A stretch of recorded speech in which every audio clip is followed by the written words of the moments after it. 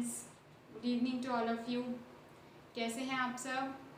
I hope आप सब अच्छे होंगे और मेरा ये वीडियो सीरीज़ फॉलो कर रहे होंगे। अगर आपने अभी तक मेरा चैनल सब्सक्राइब नहीं किया है तो प्लीज़ सब्सक्राइब कर दें ताकि मेरे नेक्स्ट वीडियोस आपको दिखते रहें। वीडियोस को लाइक करके शेयर ज़रूर करें। लास्ट क्लास में हमने डिस्कस किया था फ्यूचर परफेक्ट टेंस, जो कि हमारा 11th चैप्टर का सी पार्ट था, मीन्स फ्यूचर टेंस का वो तीसरा पार्ट था। आज हम डिस्कस करेंगे फ्यूचर परफेक्ट कंटिन्यूअस टेंस, जो कि हमारा फ्यूचर टेंस का चौथा पार्ट होगा, जो होगा हमारा चैप्टर 11 का डी।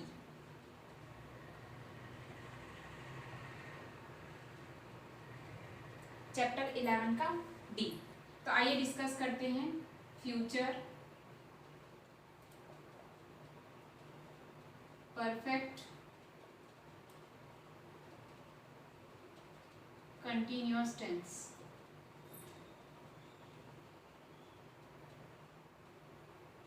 इसका एक डेफिनेशन मैं आपको लिखा देती हूँ। इस टेंस में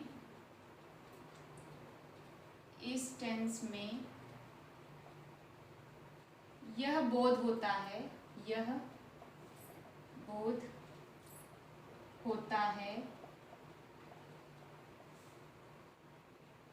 कि कोई काम भविष्य काल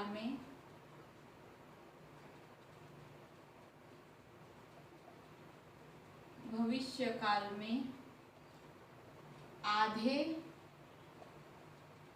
हो गया होगा या आधा हो गया होगा,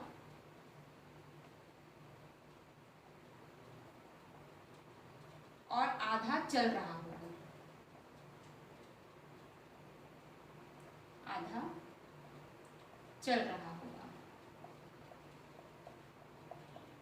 अब देखिए इसका क्या मतलब है। इसका मतलब ये है कि जब भी मैं पहले कोई फ्यूचर टेंस की बात करूं, मतलब ये तो कंफर्म है कि मैं भविष्य काल की बात कर रही हूँ। उसके बाद हमने हर टेंस में जो चौथा पार्ट पढ़ा, डी पार्ट, उसमें हमने देखा कि ये होता है हमारा परफेक्ट कंटिन्यूअस। तो परफेक्ट कंटिन्यूअस जो होता है उसमें दो टेंस का ये कॉम्बिनेशन होता है, एक परफेक्ट टेंस का, दूसरा कंटिन्यूअस टेंस का, और ये हमारा चौथा टेंस का पार्ट बनता है परफेक्ट कंटिन्यूअस टेंस। तो इसमें आपको ये समझना है कि जब भी हम फ्यूचर परफेक्ट कंटिन्यूअस टेंस की बात करें, इसका मतलब ये है कि सबसे पहली बात तो फ्यूचर की बात हो रही है तो हम भविष्य की ही बात करेंगे। तो भविष्य में हम कभी भी श्योरिटी नहीं बता सकते, हम एक अनुमान ही लगा सकते हैं। तो हम ये अनुमान लगाते हैं कि कोई काम भविष्य काल में आधा हो गया होगा और आधा चल रहा होगा। जैसे मैं आपको एक एग्जाम्पल, इसका पहचान बता देती हूँ। पहचान रहा होगा, रही होगी, रहे होंगे। एक चीज और, कोई ये हो सकता है कि मल्टीपल टेंस, मतलब बहुत सारे टेंस के जो पहचान है वो सेम हो सकते हैं, क्योंकि टेंस में बोलने में हिंदी में ऐसा लगता है कि हम सेम चीजें बोल रहे हैं, लेकिन हमको पूरे सेंटेंस जब तक पता नहीं होगा हम ये नहीं बता सकते कि वो कौन से टेंस की बात हो रही है। तो जैसे कि फ्यूचर परफेक्ट टेंस का एक एग्जांपल हम ले सकते हैं। जैसे मैं बोलती हूँ कि वह सुबह से खेल रहे होंगे, या मैं ये बोलूँगी कि कल वे सुबह से जा रहे होंगे।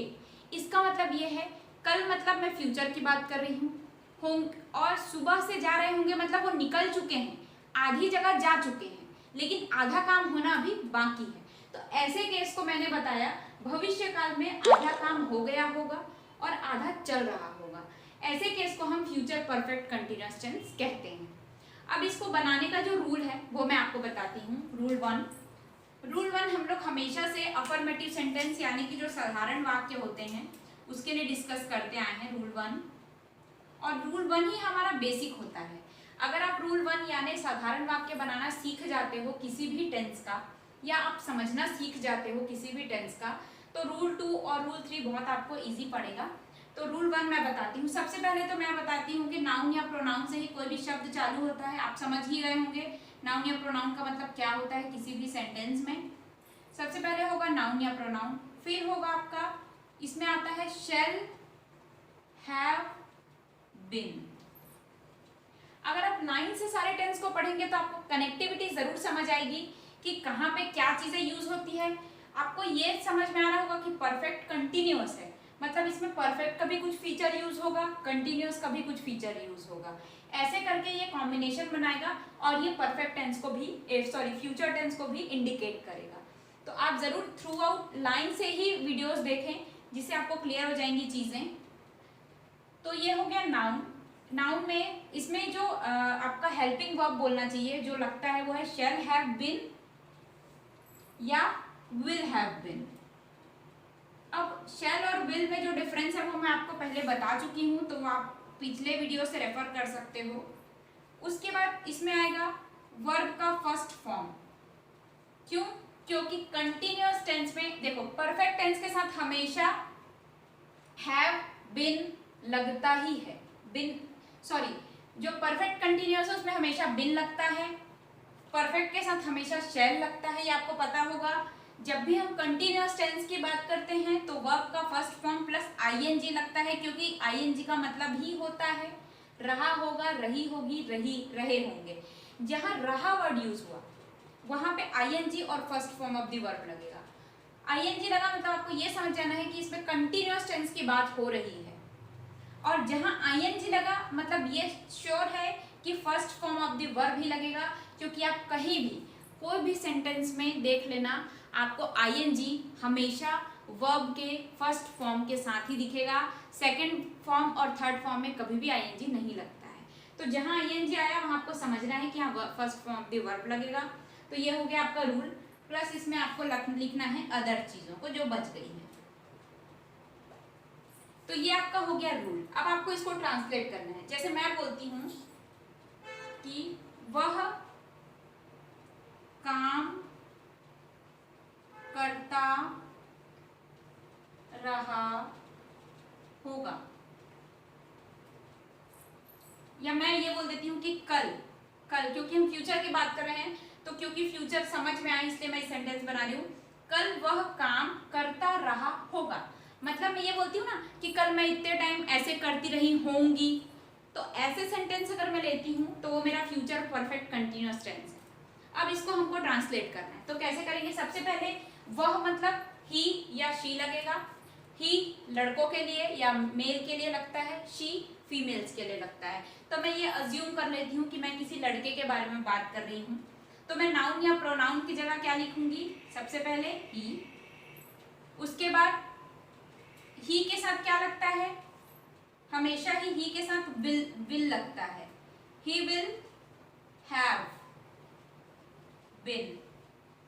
अब आपको यहाँ पे ये समझना पड़ेगा कि कौन सा नाउन या प्रोनाउन के साथ क्या लगता है। अगर आपको यहाँ आई लिखना होता तो आपको यहाँ शैल लिखना पड़ेगा, लेकिन ही के साथ शैल नहीं लगता है, ही के साथ हमेशा विल लगता है, तो इसलिए आपको शैल हैव बीन के जगह विल हैव बीन यहाँ लिखना पड़ेगा। तो आप कैसे लिखोगे? He will have been. First form of the verb क्या है? काम मतलब वर्क,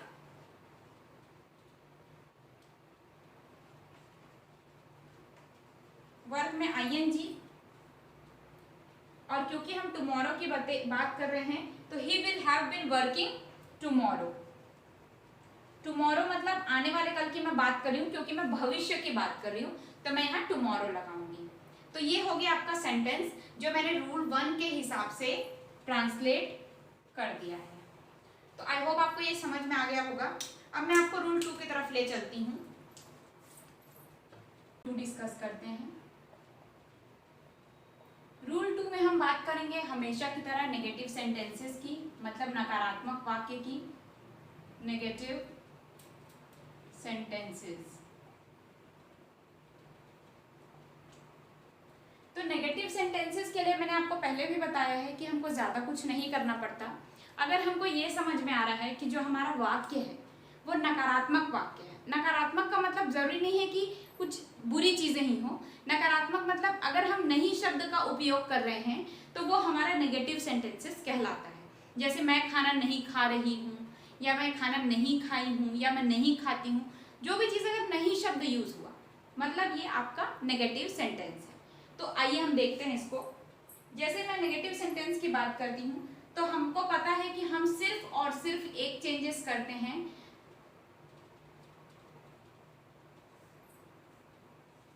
हम हमेशा हर हेल्पिंग वर्ब के साथ नॉट लगा देते हैं, सिर्फ और सिर्फ हम इतना ही चेंज करते हैं।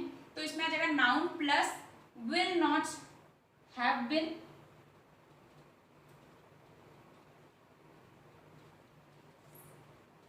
यहाँ विल की जगह मैं ऐसा लिख देती हूँ, विल या शैल दोनों हो सकता है। विल नॉट हैव बीन, उसके बाद आपका first form of the verb plus आपका आईएनजी प्लस आपका अदर्स।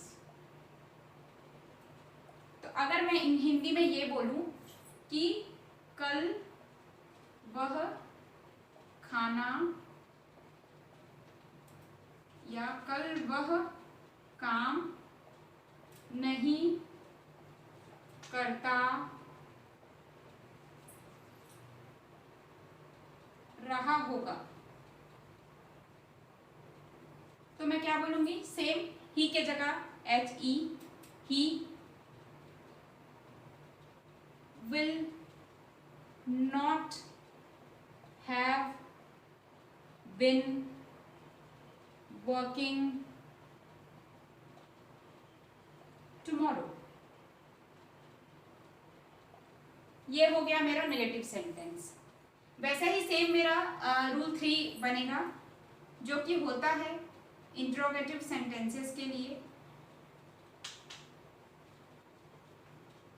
इंट्रोगेटिव सेंटेंसेस के लिए इंट्रोगेटिव सेंटेंस में हम कुछ नहीं करते, आपको पता होगा, हम सिर्फ और सिर्फ अपने हेल्पिंग वर्ब को फ्रंट में लेके आते हैं सेंटेंस के, और लास्ट में क्वेश्चन मार्क लगाते हैं। आप इसको, आपको बहुत ज़रूरी है समझना कि हेल्पिंग वर्ब का बहुत ज़्यादा रोल है किसी भी टेंस में या सेंटेंस में। हम जब नॉर्मली भी इंग्लिश में बात करते हैं तो helping verb is very very must, बहुत ही इम्पॉर्टेंट है। तो इसलिए आपको हेल्पिंग वर्ब को समझना कि कहाँ कैसे यूज़ होगा बहुत ज़्यादा ज़रूरी है। और आपने अगर नोटिस किया होगा तो आप देखेंगे कि सारे टेंस में ऑलमोस्ट चीज़ों में सिर्फ हेल्पिंग वर्ब ही है जो जगह जगह पे चेंज होती है, बाकी सारी चीज़ें लगभग सेम, तो वो आपको समझना पड़ेगा। तो रूल 3 जो होता है वो इंट्रोगेटिव सेंटेंसेस के लिए होता है, जिसको हम प्रश्नवाचक वाक्य बोलते हैं हिंदी में। तो आइए इसको स्टार्ट करते हैं, कैसे इसको इसका जो रूल होगा वो मैं आपको बताती हूँ। सबसे पहले इसमें आपको शैल या विल को बाहर लाना है, बाकी सारी चीज़ें आपकी सेम रहेगी, क्योंकि शैल या विल ही है जो हमारा हेल्पिंग वर्ब है इस टेंस के लिए, इसलिए हमने इसको बाहर लाया। प्लस बाकी चीज़ें प्लस नाउन, फिर हैव बीन सेम रहेगा, first form of the verb सही सेम रहेगा, आईएनजी सेम रहेगा और अदर्स भी सेम रहेगा। इसलिए मैं आपको बार बार ये बोल रही हूँ कि पूरा रूल नहीं रटना है। अगर आप रूल 1 समझ जाते हो तो आपके लिए बहुत इजी हो जाएगा रूल 2 और रूल 3 समझना। तो आप ये देख लीजिए, ये है रूल आपका रूल 3, और इसके अकॉर्डिंग मैं आपको सेंटेंस बना के बता देती हूँ। जैसे मैं ये बोलती हूँ,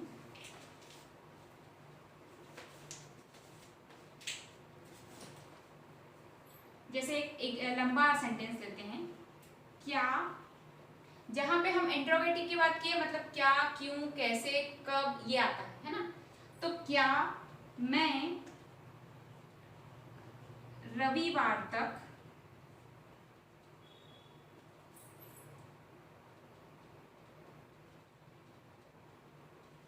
पहुंच गया होऊंगा। जैसे मैं कहीं जाने की बात कर रही हूँ तो मैं बोलती हूँ कि क्या मैं रविवार तक पहुंच गई होंगी। तो ऐसे सेंटेंस को मैं क्या बोल रही हूँ कि ये मेरा इंटरोगेटिव सेंटेंस है। तो इसमें मैं कैसे इसको ट्रांसलेट करूंगी, सबसे पहले क्या के लिए मैं आई के साथ, क्योंकि मैं के लिए मुझे आई लगाना है और आई के साथ हमेशा शैल लगता है फ्यूचर टेंस में, तो इसलिए मैं शैल आगे करूंगी, शैल आई हैव बिन, पहुंचने की बात करें मतलब रीचिंग,